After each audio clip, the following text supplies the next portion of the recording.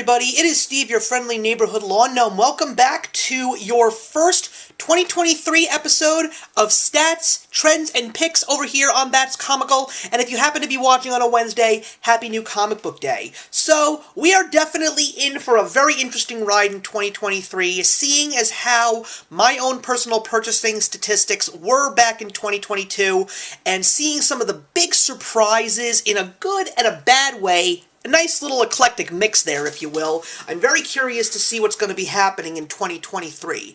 One of the few things I can definitely guarantee is that my purchasing is definitely going to take a bit of a downturn, merely because of the fact that I really learned a lot about myself in regards to how 2021 and 2022 turned out, because one of the few things that I unfortunately will say was, even though I went into a lot of titles, whether they were ongoing series or mini or maxi series, I found myself ending up being a lot more disappointed most of the time than I did really being enthusiastic about titles. Though I will still say there were some titles that didn't look so great, that did surprise me. I also learned a lot in regards to certain writers and artists that I followed, and knowing that the ones that I thought were actually the best ended up not being what I thought they were, and basically I'm being a lot more skeptical in regards to some of them. Not going to mention any names because I don't want to drag anybody through the mud, because everybody's entitled to what they like and dislike.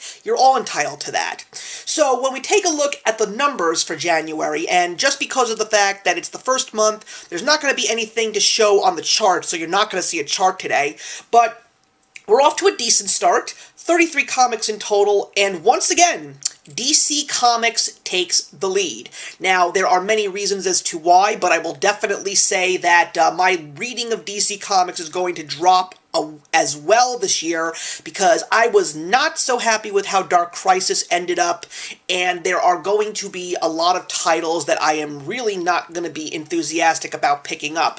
I already did that with the current event, Lazarus Planet. I picked up the first issue, the Lazarus Planet Alpha, because it was written by Mark Waid, and it is a good tie-in to his current 5-issue miniseries of Batman vs. Robin, but from what I'm hearing, all the tie-ins are really not great, so I'm just going to wait until the Lazarus Planet Omega comes out, which is also going to be written by Mark Waid, and go back into the final issue of Batman vs. Robin.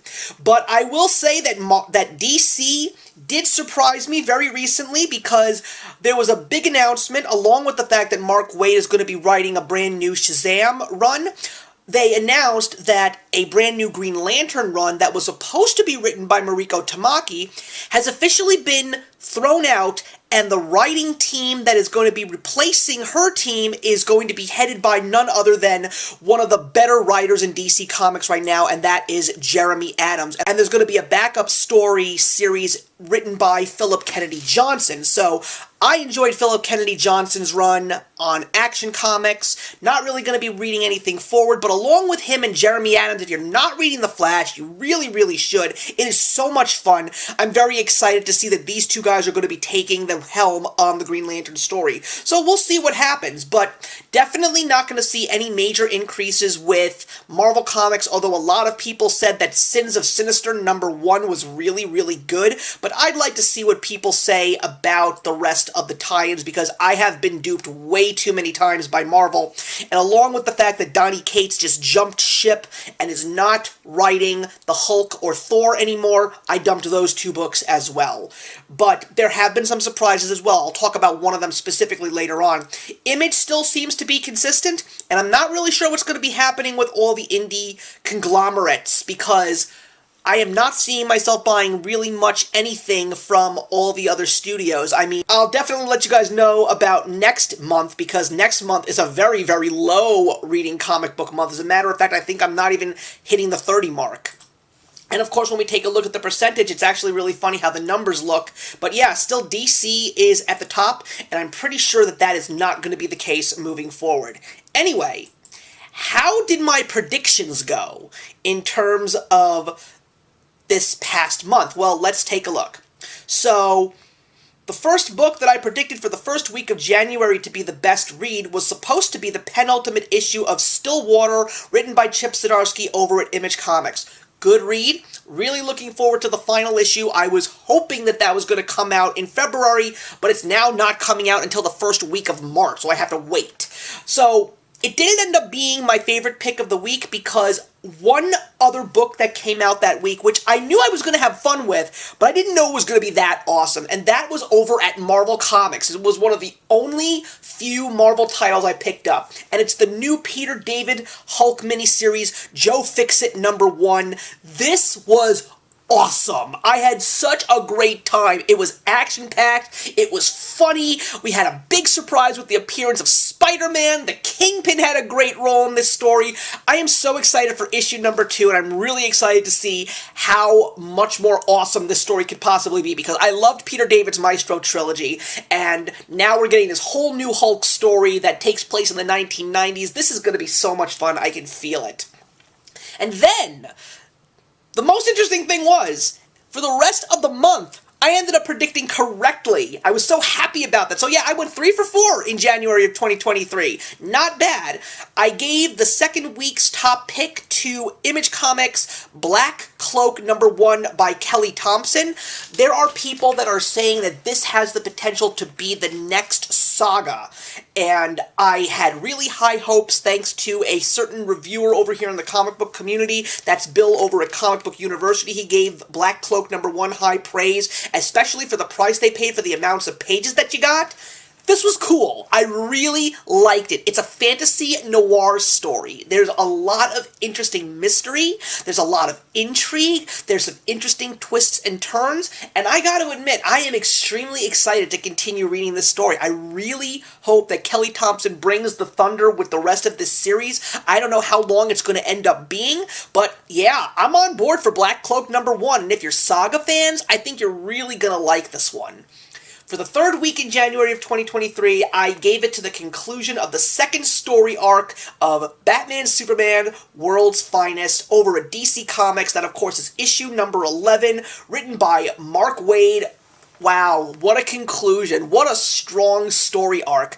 I loved the first story arc, but I was not expecting to love the second story arc as much as I loved the first one, and I'm going to continue reading this book because this is without a doubt the best ongoing title in DC Comics right now. And you might have heard this from so many other people in the comic book community like Comics Elite and Wes over at Thinking Critical, but oh my God, this book is incredibly entertaining. You will just have so much fun. Mark Waid's writing these heroes the best way that he possibly could write them because he loves these heroes. He's just as great as Jeff Johns or any of these other people that just have a passion for these DC characters. And he is doing such a phenomenal job, and I am excited to read the little interlude in issue #12, and I'm ready to move on to the third story arc with issue #13. So excited.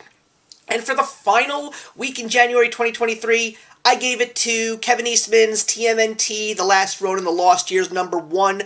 I was not sure what I was going to expect out of this book, but I got exactly what I hoped for. It's a very interesting story that's going to show us how we got from point A to point B of The Last Ronin's journey. And what I also really liked about this book was the fact that we even got a little bit of a tie-in to what takes place after The Last Ronin story arc, particularly with April and her daughter Casey and their 4 new turtle friends, who are pretty much being told that they're going to grow up and be just as great as the original TMNT. Let's see what happens there, because I'm really excited to see where this story goes.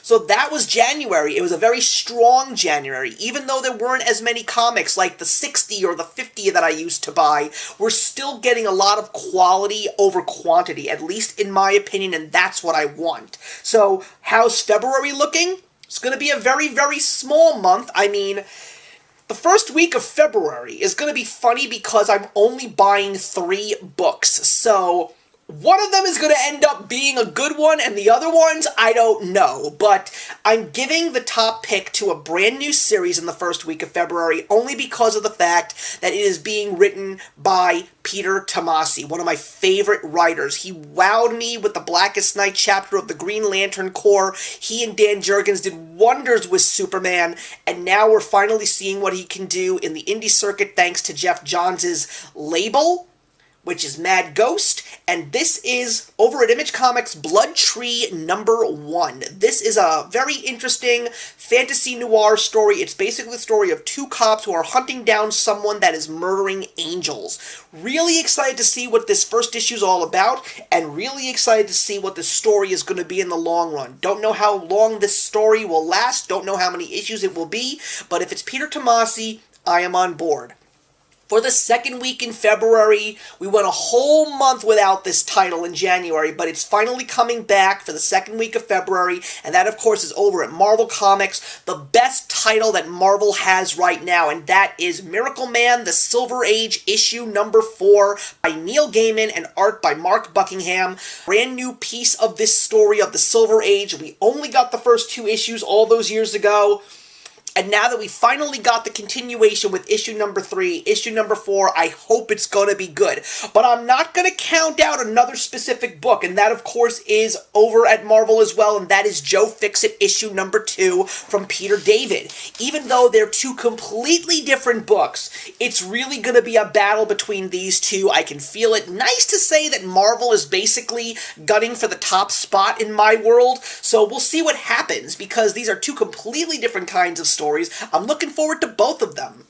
For the third week in February, just in time for Valentine's Day. Oh my lord, I never thought I would see the day when this second issue would finally show up. The DC Black Label book that came out at the end of 2021. The first issue, the second one is finally here. Swamp Thing Green Hell #2 by Jeff Lemire. I loved the first issue so much, was so excited for the second issue, and then it just never came, and at one point in time, it was TBA. But finally, they had to actually make a second printing of the first issue just to prepare everybody for the second one, and right now it looks like the third one is coming out in March. So finally, this 3-issue story that I have been waiting to finally see the conclusion. I mean, at least I didn't have to wait 30 years like all the Miracle Man fans out there.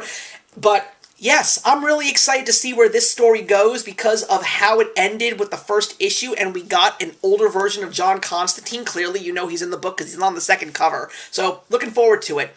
And for the final week in February, I want to give it to a book that I have not been talking about enough, but really need to talk about a little more. And it's over at Marvel. It is the concluding installment of a 4-issue miniseries over at Marvel by writer and artist Tradd Moore, and that is Doctor Strange Fall Sunrise issue #4. I have been reading this book since it first came out. I wasn't sure if I wanted to pick it up, but people were saying if you loved Silver Surfer Black by Donny Cates and Tradd Moore, who did the art, which I did, you have to get this. And as someone who was reading The Death of Doctor Strange and The Strange title by Jed MacKay, even though I had a good time with it, I wanted something bigger and better from Doctor Strange, and Fall Sunrise was it. This book is so intriguing. It really hits you in the mind. It blows your senses away with the beautiful Tradd Moore artwork, and the first 3 issues were pretty damn good. Definitely one of the best books to come out in 2022 into 2023, and I cannot hype this book up enough. If you want to see something completely different, a real mind trip, and something that's really going to entice your senses, check out Fall Sunrise. It's going to be really sad to see this story conclude, but because of how great the first 3 issues were, I really believe that the final issue is going to be my top pick for the last week of February. And that's going to wrap up my stats, trends, and picks for January 2023. Please put your comments in the box below. I'd like to know what your favorite read in January was. If I missed one, maybe I actually read it and just didn't put it in my top rankings. But I'm looking forward to hearing what you guys have to say, and what are you looking forward to in February 2023. So in the meantime, everybody, I'll see you in the next one.